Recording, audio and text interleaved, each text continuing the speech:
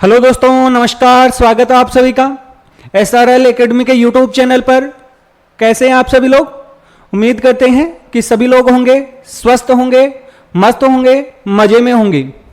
दोस्तों, आज हम बात करने वाले हैं महिलाओं में होने वाले आर्तु चक्र के बारे में, जिसे हम मेन्स्ट्रुअल साइकिल, मासिक चक्र या माहवारी भी कहते हैं।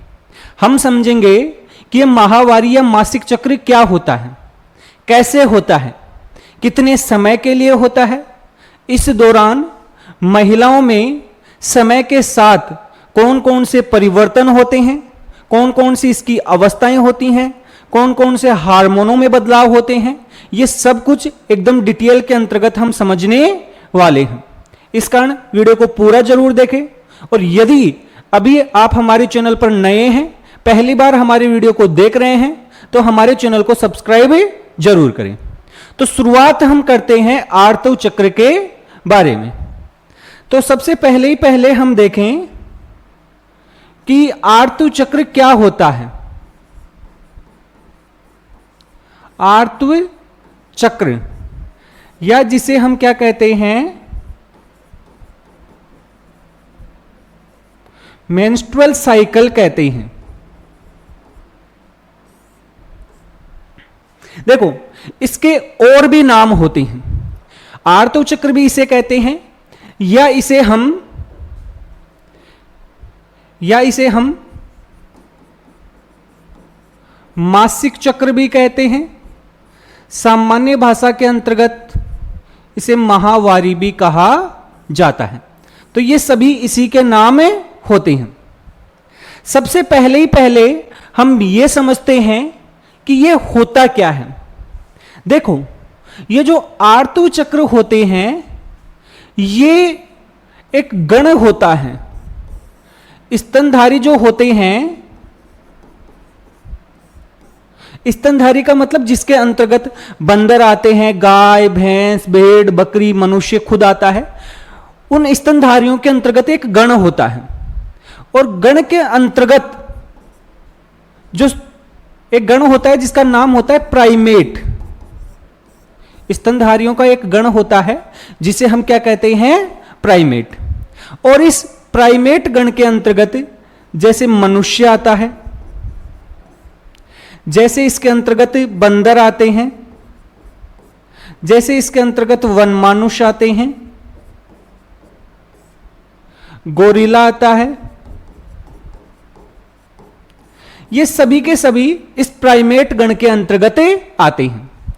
और इस प्राइमेट गण की जो मादाएं होती हैं, इस प्राइमेट गण की कौन होती हैं, मादाएं।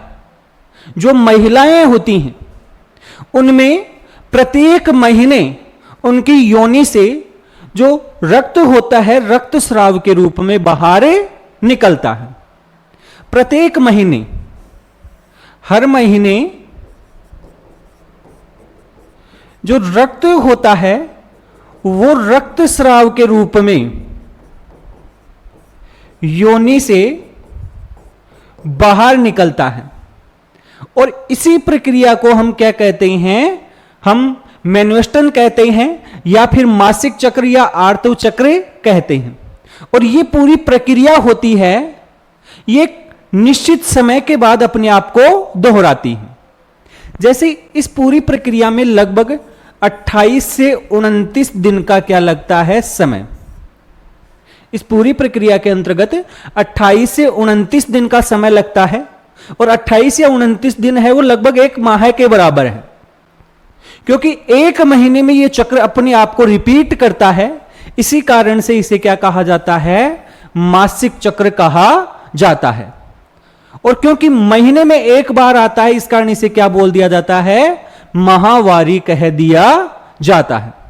तो इस प्रकार से इसे मासिक चक्र या माहवारी कहते हैं। ये आपके स्तनधारियों में मुख्य रूप से जो प्राइमेट गण होता है उनकी मादाओं में होता है। ये उनके शरीर के अंतर्गत होने वाले जो हार्मोनल परिवर्तन होते हैं, उनके शरीर के अंतर्गत जो हार्मोन बदलते हैं, उसके कारण जो परिवर्तन होते हैं, उसके कारण से होता है। हम देखेंगे कि कैसे कैसे उनके अंतर्गत हार्मोन बदलते हैं। अब सबसे पहले हम बात करते हैं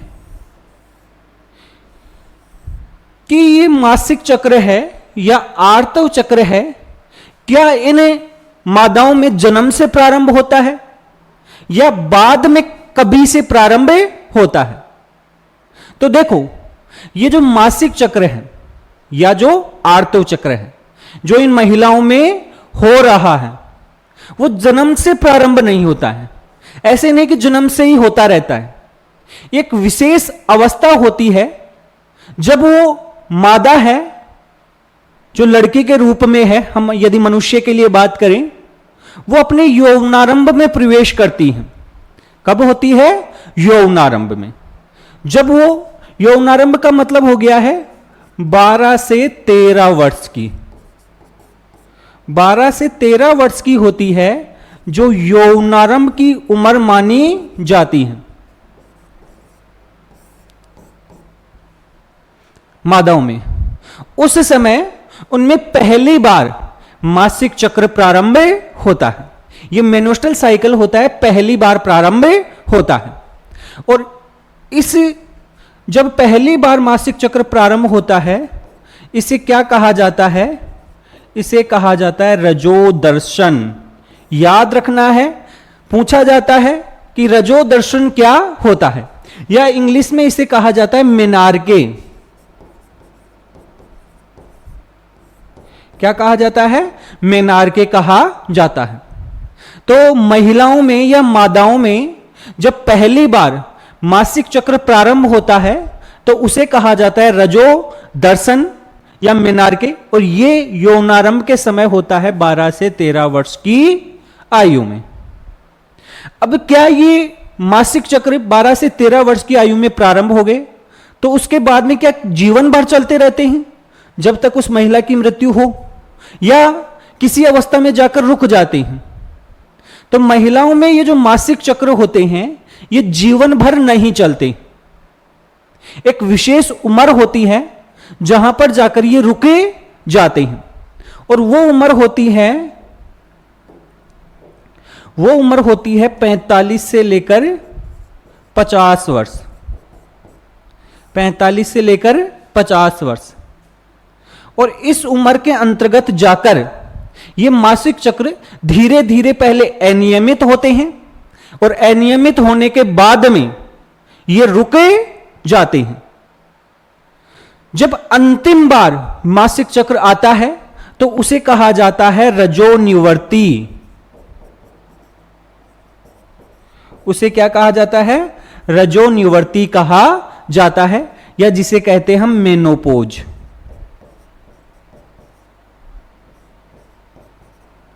क्या कहते हैं? मेनोपोज कहते हैं। तो मेनार्के अर्थात रजो दर्शन की जो आयु है वो होती है हमारी 12 से 13 वर्ष।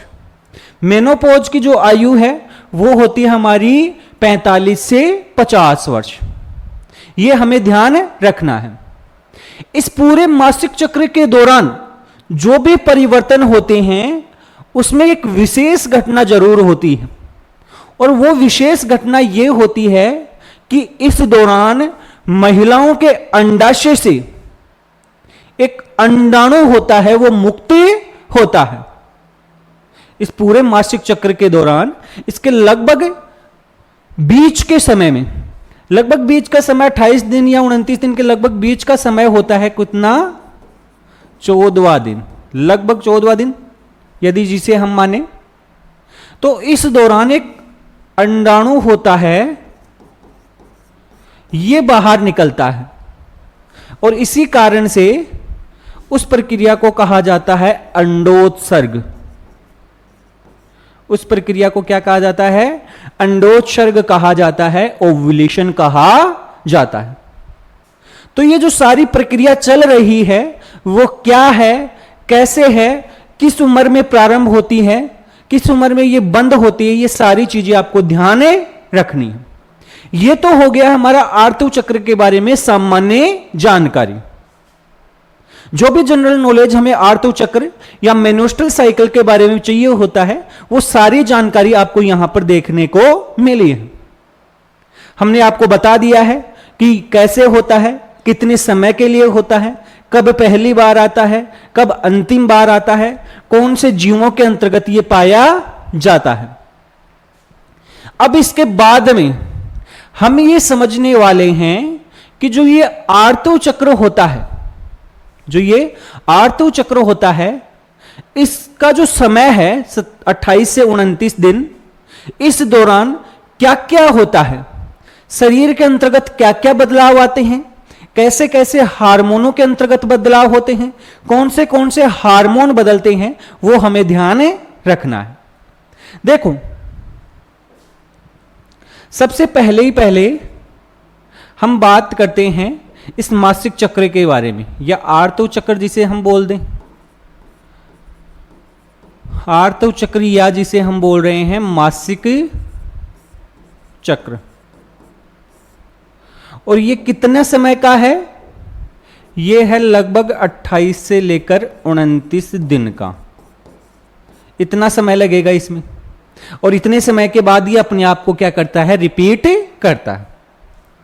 अब सबसे पहले हम ये समझते हैं कि इस मासिक चक्र का प्रारंभ कैसे होता है।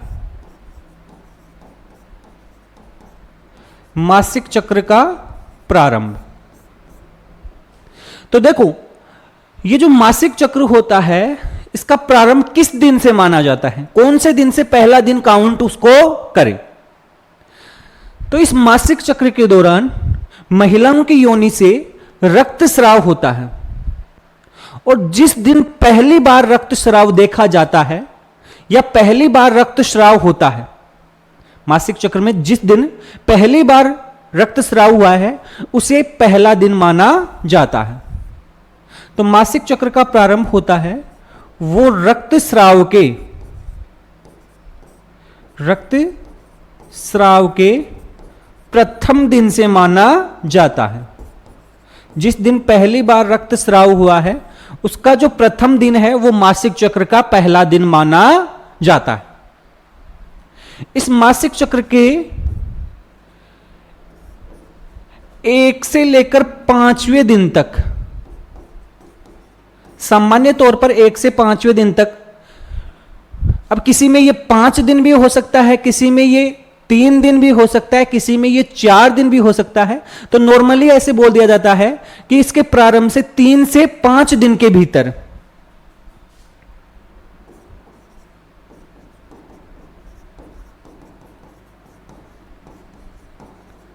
तीन से लेकर 5वें दिन तक, उस समय तक क्या होता है? रक्तस्राव होता है। ये जो रक्तस्राव होता है मासिक चक्र में, ये 3 से लेकर 5 दिन तक होता है। अलग अलग महिलाओं में अलग अलग तरीके से होता है। तो ये 1 से लेकर 5वें दिन तक की जो अवस्था है, इस अवस्था को रक्तस्राव की अवस्था कहते हैं। इस अवस्था को कहा जाता है रक्तस्राव की अवस्था। पहली बात, मेन्स्ट्रुअल फेज इसे कहते हैं, या रक्तस्राव की अवस्था कहते हैं। फिर इसके बाद में 6वें से लेकर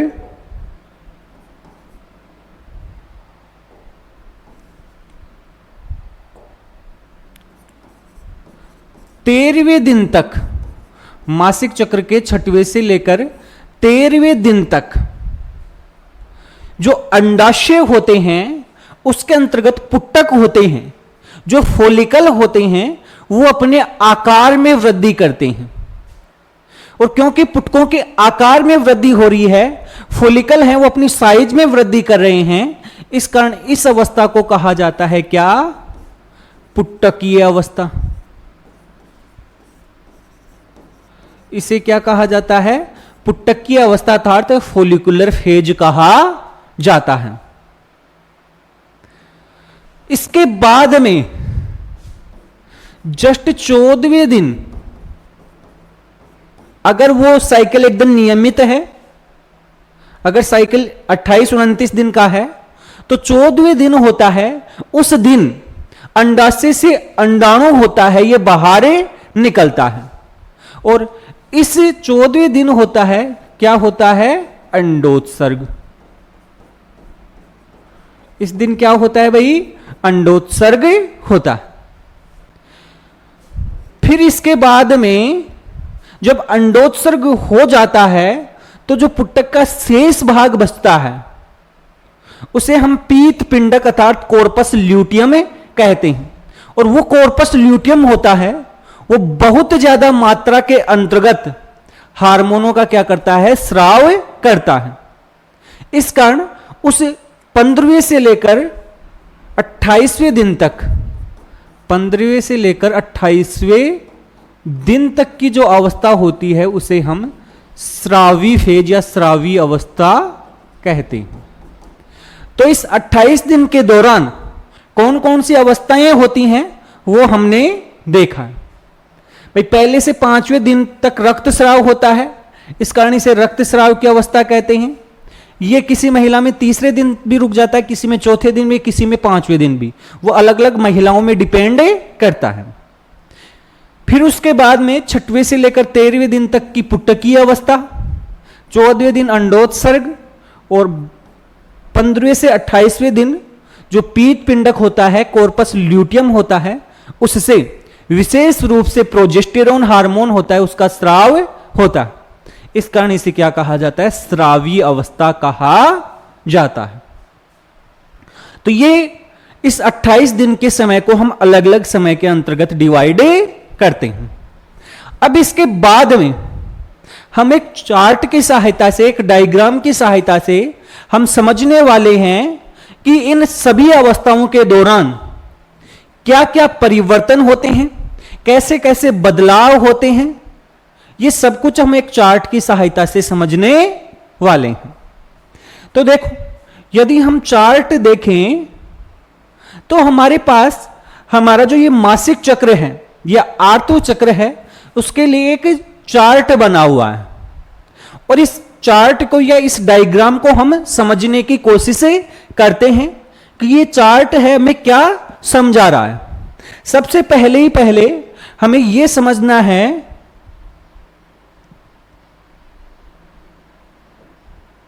कि ये इस तरफ आपके दिन दिए हुए हैं, इस तरफ क्या दिए हुए हैं? दिन। कहने का मतलब ये 0 दिन, 0 से शुरुआत हुई 7वें दिन तक की अवस्था, फिर 14वें दिन तक, फिर 21वें और 28वें। हालांकि ये केवल दिनों को दर्शा रहा है।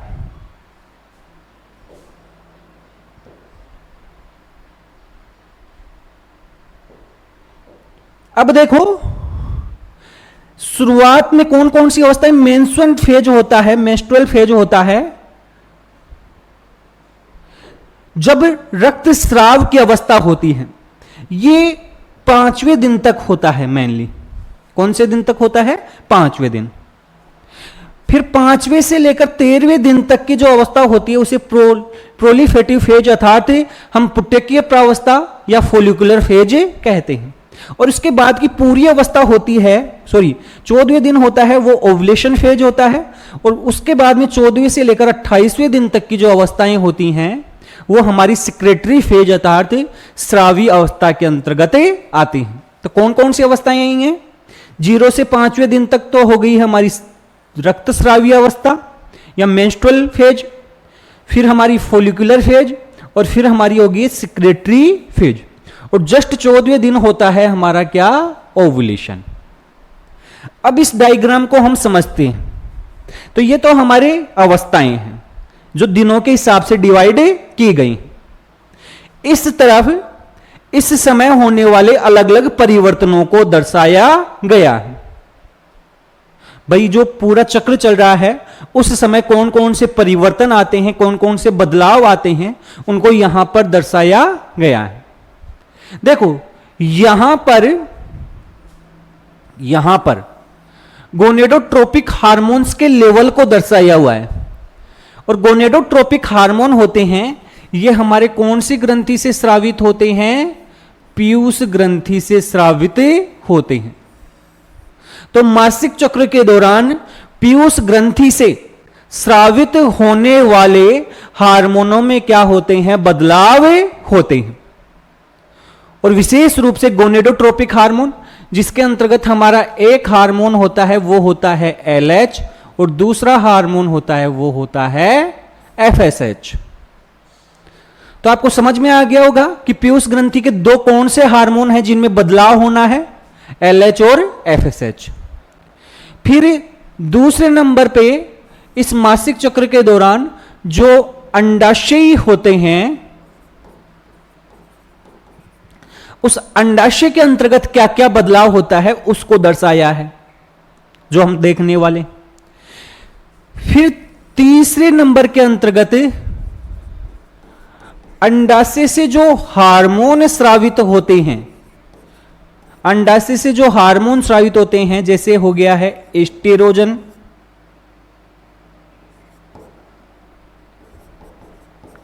और प्रोजेस्टेरोन, एस्टेरोजन और प्रोजेस्टेरोन, उनके हार्मोनों के लेवल को दर्शाया हुआ है। और अंत ही अंत के अंतर्गत गर्भाशय के अंतर्गत, यूट्रस के अंतर्गत, गर्भाशय के अंतर्गत या जिसे हम बोलते हैं यूट्रस के अंतर्गत क्या क्या बदलाव होते हैं उनको दर्शाया गया है। कहने का मतलब ये जो डायग्राम है यहां पर अवस्थाओं को दर्शाया गया है और इस तरफ किन किन चीजों के अंतर्गत बदलाव होंगे उनको दर्शाया गया है। सबसे पहले हम बात करते हैं किसकी, पीयूष ग्रंथि की।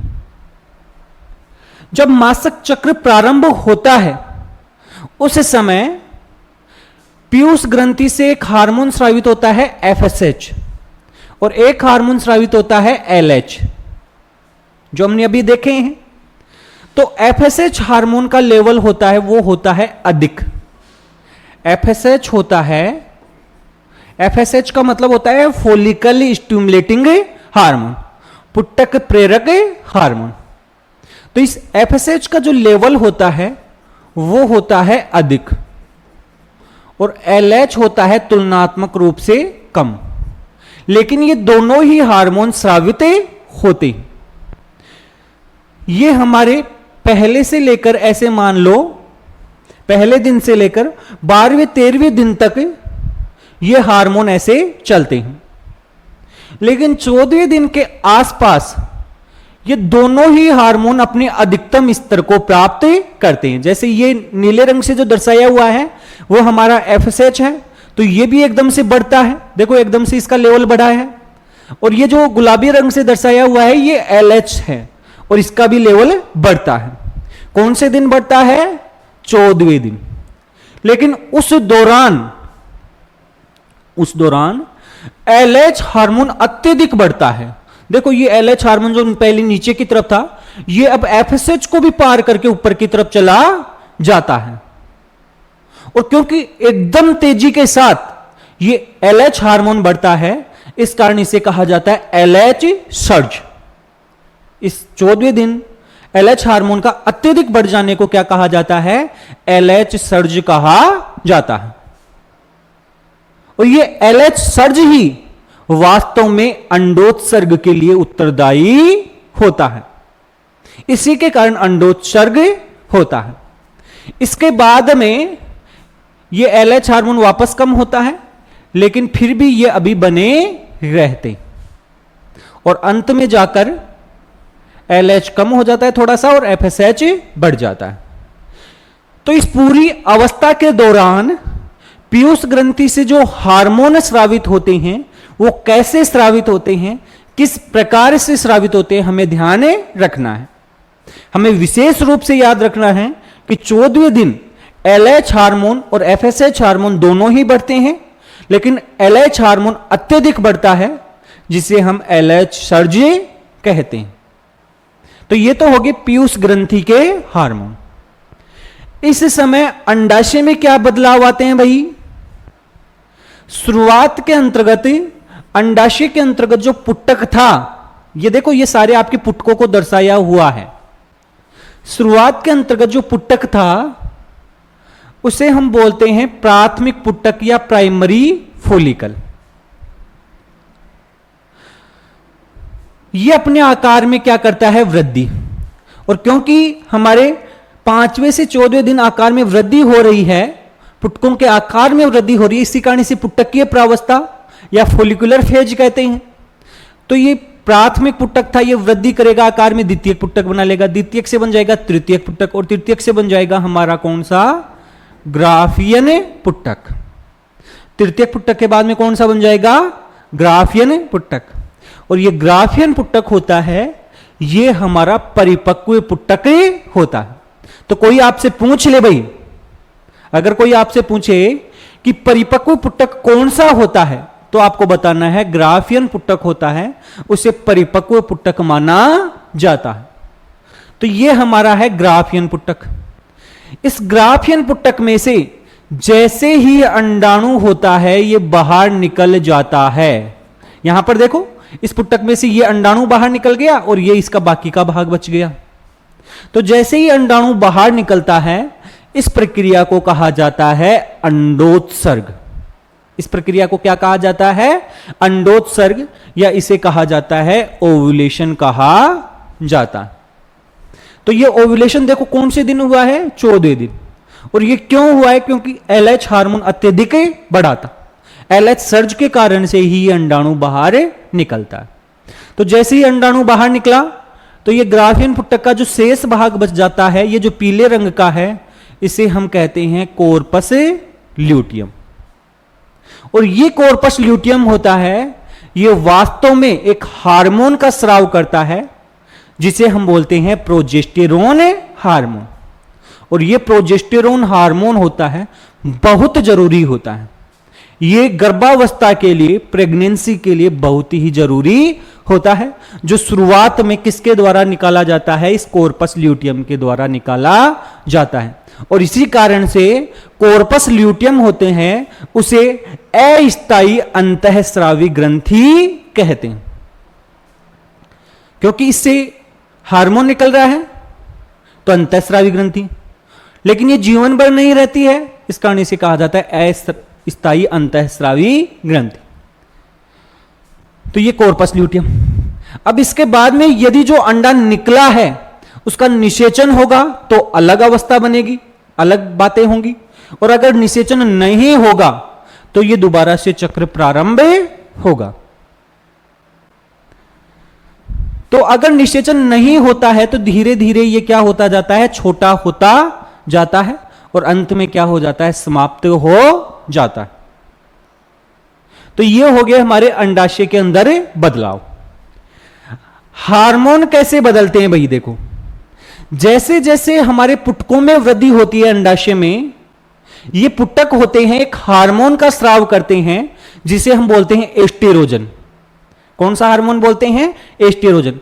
क्योंकि आकार में वृद्धि हो रही है, तो एस्टेरोजन भी अधिक होता है।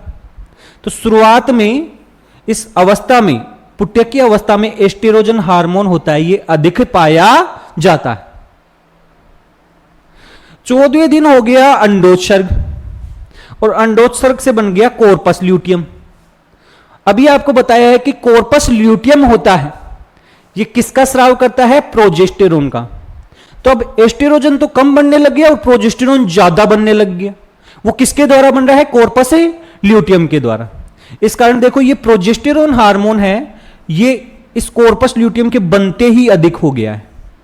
पहले देखो एस्टेरोजन अधिक था, अब ये कौन अधिक हो गया है, प्रोजेस्टेरोन अधिक हो गया। और ये कॉर्पस ल्यूटियम जब तक रहेगा, ये प्रोजेस्टेरोन रहेगा। जैसे ही ये ह्रासित हो जाएगा, आकार में छोटा होता जाएगा, इसका लेवल कम होता जाएगा, और अगली अवस्था में फिर एकदम से क्या हो जाएगा, कम। तो ये हमारे अंडाशय में होने वाले हार्मोनों में बदलाव होते हैं। फिर इसके बाद में बात करते हैं हम गर्भाशय के अंतर्गत यूट्रस में क्या क्या बदलाव होते हैं। देखो, हमारा जो यूट्रस होता है, महिलाओं में जो यूट्रस पाया जाता है, उसके सबसे अंदर ही अंदर की तरफ एंडोमेट्रियम पाई जाती है।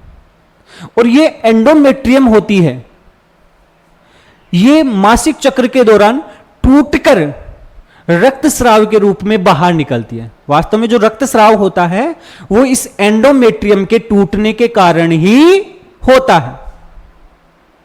तो शुरुआत में जो एंडोमेट्रियम इतनी मोटी थी, यहां से यहां तक इतनी मोटी थी, इसके टूटने से क्या होता है, रक्तस्राव होता है।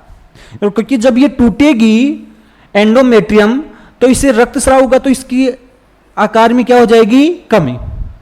तो जो रक्तस्रावी अवस्था होती है उस दौरान एंडोमेट्रियम क्या होती है, कम, टूटने के कारण से।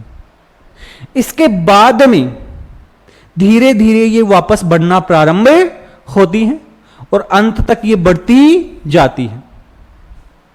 अगर निषेचन हो जाएगा, प्रेगनेंसी हो जाएगी, तो ये टूटेगी नहीं, क्योंकि निषेचन के बाद में बच्चे को चिपकने के लिए इसका मोटी रहना क्या होता है, जरूरी होता है। इस एंडोमेट्रियम का बना रहना क्या होता है, जरूरी होता है। और अगर निषेचन नहीं होगा तो ये एंडोमेट्रियम वापस से क्या होने लग जाएगी, टूटने लगे जाएगी। तो इस प्रकार से आर्तव चक्रण या आपका मासिक चक्र होता है, मेंस्ट्रुअल साइकिल होता है, इस समय क्या क्या बदलाव होते हैं। कई लड़कियों में या महिलाओं में इस दौरान पेट में दर्द या ऐंठन वगैरह की समस्या हो सकती है, लेकिन कईयों में ये सामान्य तरीके से भी संपन्न होता है। तो अभी आपको इस डायग्राम की सहायता से कंप्लीटली समझाया है कि मासिक चक्र अर्थात मेंस्ट्रुअल साइकिल के दौरान क्या क्या परिवर्तन होते हैं, कौन कौन से हार्मोन बदलते हैं, किस समय कौन सा हार्मोन ज्यादा होता है और वो हार्मोन ज्यादा क्यों होता है, कौन कौन सी घटनाएं होती हैं। अब देखो, एक बात आपको और ध्यान रखनी है कि ये मासिक चक्र है। ये क्या है, मासिक चक्र। पहली बात, प्रारंभ कब होता है, 12 से 13 वर्ष। अब देखो, कई जगह ये 12 से 13 वर्ष भी मिल सकता है, 13 से 14 वर्ष, क्योंकि उम्र नहीं लिखी हुई, ये लिखा हुआ है कब प्रारंभ होता है, यौनारंभ पर, अर्थात जब प्यूबर्टी आती है उस समय यह प्रारंभ होता है। और इसे हम बोलते क्या हैं, इसे हम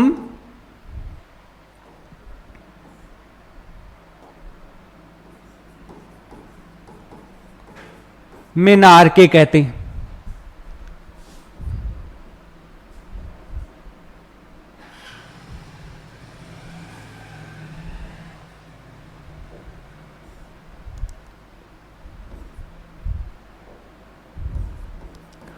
ये रुक कब जाते हैं, समाप्त कब हो जाते हैं, 45 से लेकर 50 वर्ष की आयु में, और उसे हम क्या कहते हैं, मेनोपोज कहते हैं। उसे क्या कहा जाता है, मेनोपोज।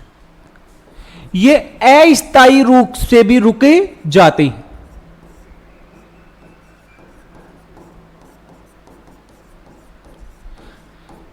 कई बार ये अस्थायी रूप से भी रुकते हैं। कब रुकते हैं, अगर किसी महिला में मासिक चक्र पहले नॉर्मल चल रहे थे और उसके बाद में ये अस्थायी रूप से रुक जाते हैं, तो सबसे सामान्य कंडीशन तो ये होती है कि ये गर्भावस्था के दौरान, प्रेगनेंसी के समय में ये रुके जाते हैं। आपको ध्यान रखना है, प्रेगनेंसी के दौरान ये रुकते हैं अस्थायी रूप से। जब तक प्रेगनेंसी होती है ये नहीं होते हैं, और बच्चे के जन्म के बाद भी 2-3 महीने तक ये रुके रहते हैं।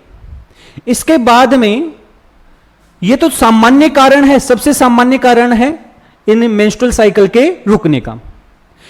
ये अस्थायी रूप से और भी रुक सकते हैं यदि तनाव की स्थिति है, अगर कोई रोग हो, अगर क्या हो, हार्मोनल क्या हो, परिवर्तन हो, क्या हो, हार्मोनल परिवर्तन। और इसके अलावा यदि हम बात करें कि हम ये देखें कि मासिक चक्र है वो कब कब रुके सकते हैं। मासिक चक्र स्थायी रूप से आपके रुकते हैं 45 से 50 वर्ष की आयु में, जिसे हम मेनोपोज कहते हैं। लेकिन ये मासिक चक्र अस्थायी रूप से रुक जाते हैं। किस समय? सामान्य रूप से ये रुकते हैं प्रेगनेंसी के समय या गर्भावस्था के समय। जितने समय ये गर्भावस्था बनी रहती है उतने समय ये रुके रहते हैं। लेकिन असामान्य रूप से यदि हम बात करें, अगर किसी महिला में हार्मोनल परिवर्तन होते हैं उस समय ये रुक सकते हैं, तनाव के कारण ये रुक सकते हैं। और हार्मोनल परिवर्तन के कारण एक समस्या होती है जिसे हम पीसीओएस या पीसीओडी या आजकल इसको कहा जाता है पीसीओएमएस, उस स्थिति के अंतर्गत ये रुक सकते हैं। तो ये सारी चीजें आपको ध्यान रखनी है। तो आज के हमारी इस वीडियो के अंतर्गत हमने बात की है कि मासिक चक्र क्या होते हैं, कितने समय के लिए होते हैं, कैसे कैसे इस दौरान परिवर्तन होते हैं, कौन कौन से हार्मोनों के अंतर्गत बदलाव आता है। ये सब कुछ आज के इस वीडियो के अंतर्गत हमने देखा है। आप सभी लोगों को हमारा ये वीडियो है ये कैसा लगा है? अगर अच्छा लगा है तो वीडियो को लाइक और शेयर जरूर कीजिए और इसके साथ साथ में चैनल को सब्सक्राइब भी जरूर कीजिए। धन्यवाद।